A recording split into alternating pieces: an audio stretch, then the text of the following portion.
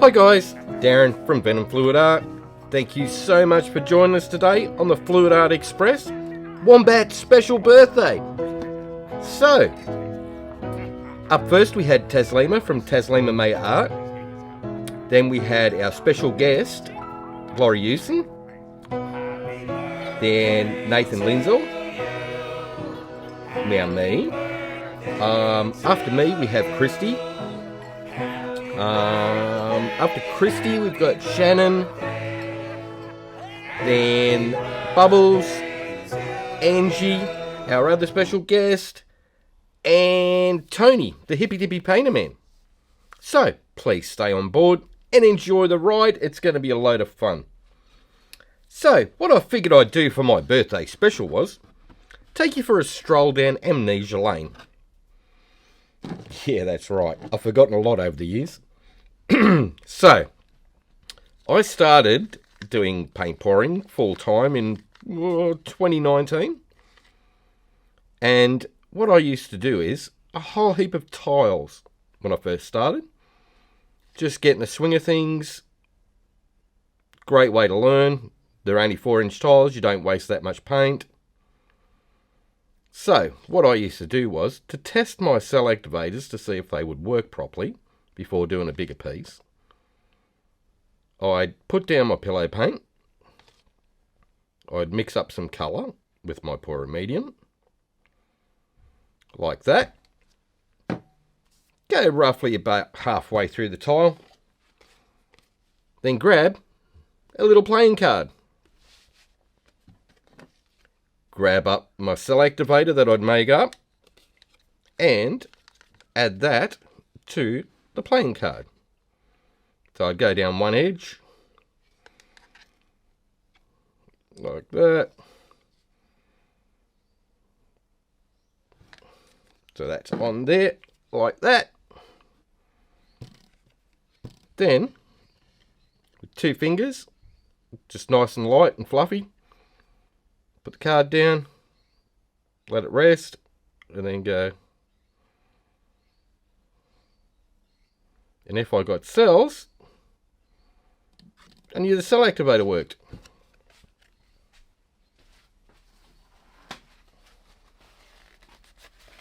How cool is that? Insta cells.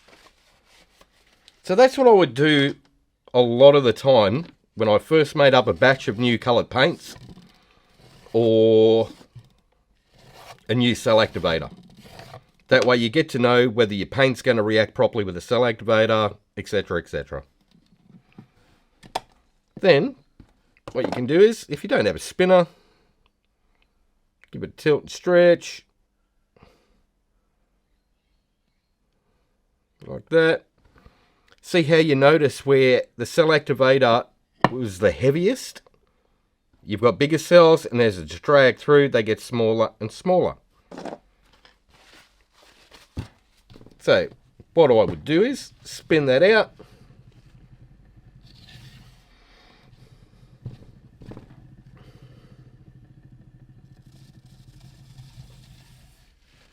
Like so. Pop it up. Like that. So that's where I'd start. Single colour swipe. That way you get to see whether your pillow paint's the right consistency, whether your pourer medium's going to work really well with the cell activator that you make up.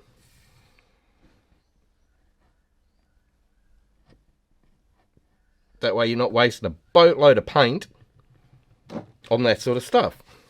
But what you end up with is a whole heap of single coloured coasters. So, to give them a little bit more interest, what I used to do is grab my skewer, give that a spin, find the centre of it, and then go out like a record player needle.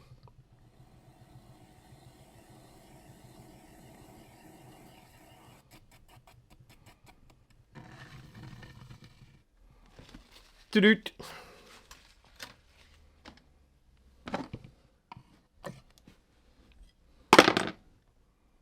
and you get cool stuff like that. So that way you did your single swipe. If it wasn't perfect, you could always just do the lollipop swipe over the top of it. That way it hides all your imperfections and you don't have to scrape it. You're not wasting paint that way. It still looks really cool. So what I'll do is do a quick flyover of that so you can see the colour shift in that pigment, because it's crazy cool. So that's where I would start when I'm first getting back into things. Do that, test all my colours, try different colours, try different ratios of my cell activators, find out which one worked the best, and then make all my colours and cell activator all identical to that, so I knew they would work for everything. I'd also do the same thing with blooms. I'd throw down a pillow paint, little 4-inch tile, grab a single colour at random,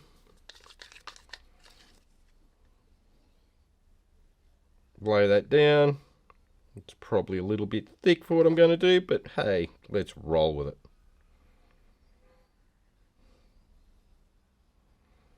Right, so lay that down, grab my cell activator,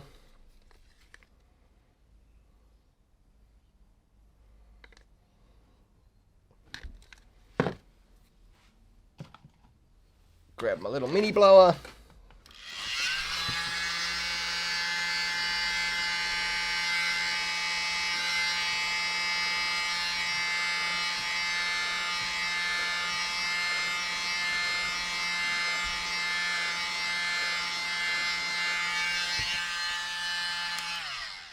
right.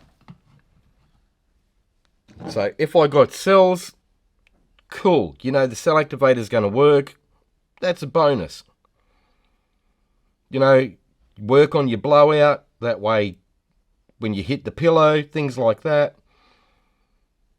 No big deal, because you're still getting cells. You can always do other things with it. Doesn't necessarily have to be scraped off into the bin. So, I'd go for the center of the spinner. And these were great ways for testing colours, different layerings, things like that.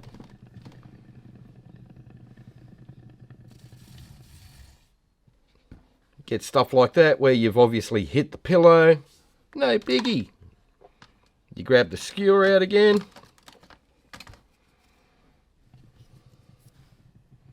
On the center.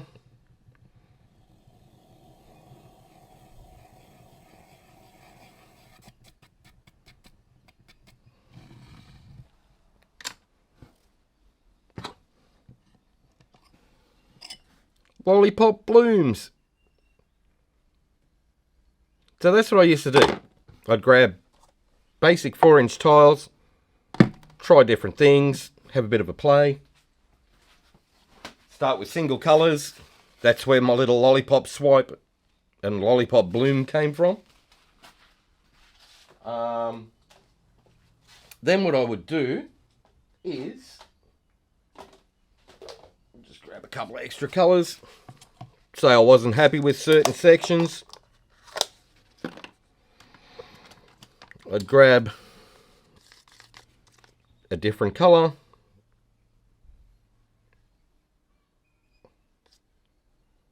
Like that.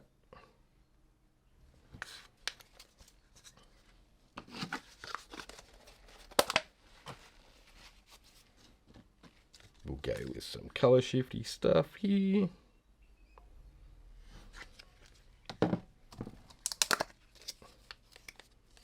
Just add different colours to where you don't like where the swipe is.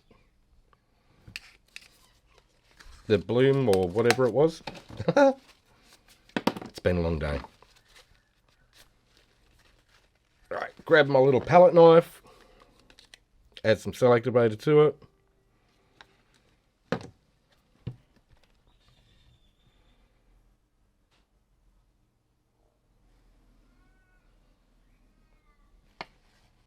You're going to get some crazy cells.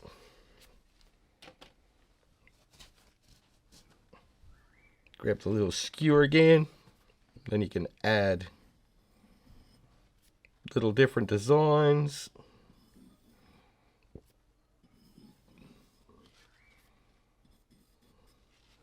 And that was just so you didn't have to scrape them.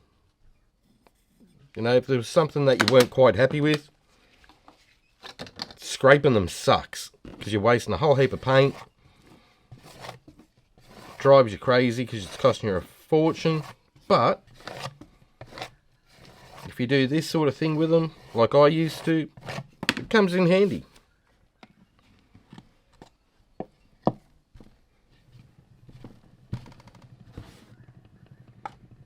So you spin that one out.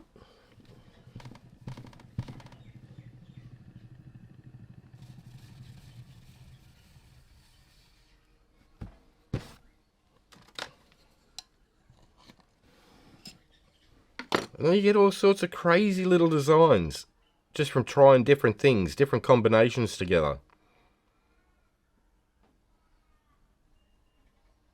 You know, and that, with the colour shift in that, it looks crazy, so. But that's what I started off doing. Basic things like that. And worked my way up to getting blooms right with multicolours, and then trying all sorts of crazy different things like flip cup blooms and flip cup swipes, and the list goes on. I mean, there's, what, nearly 300 videos on the channel now that are full of weird and wacky things. Tiles are a great place to start. Plus, once that's dry, it's easy enough to get a blade, scrape around it, peel that skin off, and then you can use that for jewellery, other embellishment projects you want to work on, and other cool stuff like that. So, after I got the swing of doing those basic one colours, just started adding more colour to it, making it look really cool. Doing basic little blooms. Some were great, some weren't, no big deal. Then you started going to swipes and making some really cool patterns. So I'd use a 4-inch tile, same as all the other stuff. Grab random colours. Now back then you could just use tube paints if you wanted. If you were tricky, you could add some cheapy pigments off eBay or whatever they were.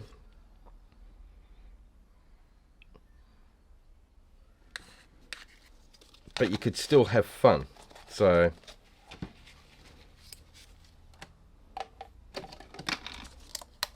try some random colours down here.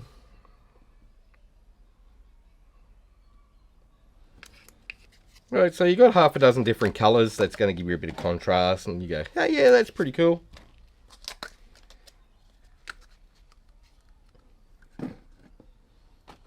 Grab my little swipe tool wherever I put it. There it is.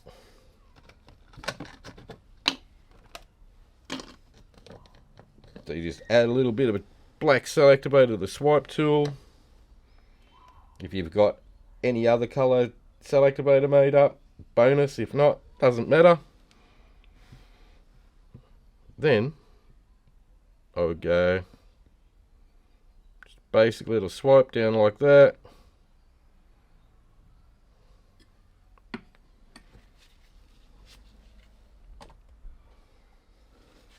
While those cells are forming, I grab my little skewer and I put little patterns up the sides.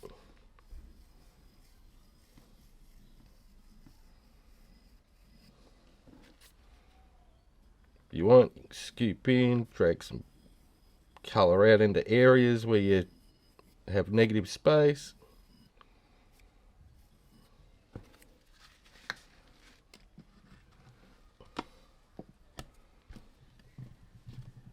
Once again, give her a spin.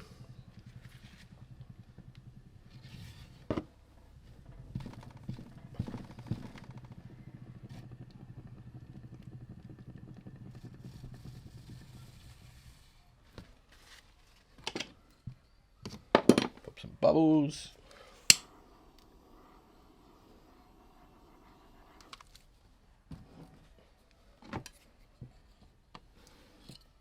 you got something really cool. Just really basic stuff to start with. You know, swipes are really easy once you get the cell activator working properly with the paints that you're using.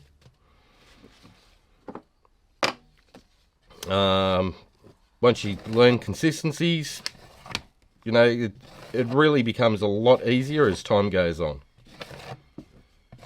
Now, over the years that I've been doing it, I've probably got about 10,000 coasters sitting upstairs at the moment. So, yeah, I went through a lot. So, but it was all good fun practice. And that's what I really enjoy about fluid art. There's always something you can chop and change. Combine different techniques, things like that. Then I started making my own pour boards and different pouring mediums, different cell activators, different wooden shapes, heaps of cool stuff. So the last 4.5 years, well, 4 years has been, you know, heaps of fun, let me tell you.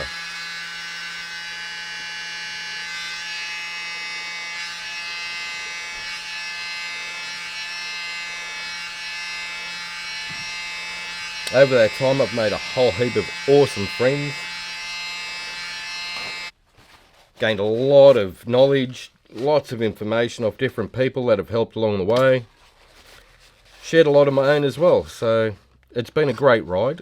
I've thoroughly enjoyed it, that's for sure.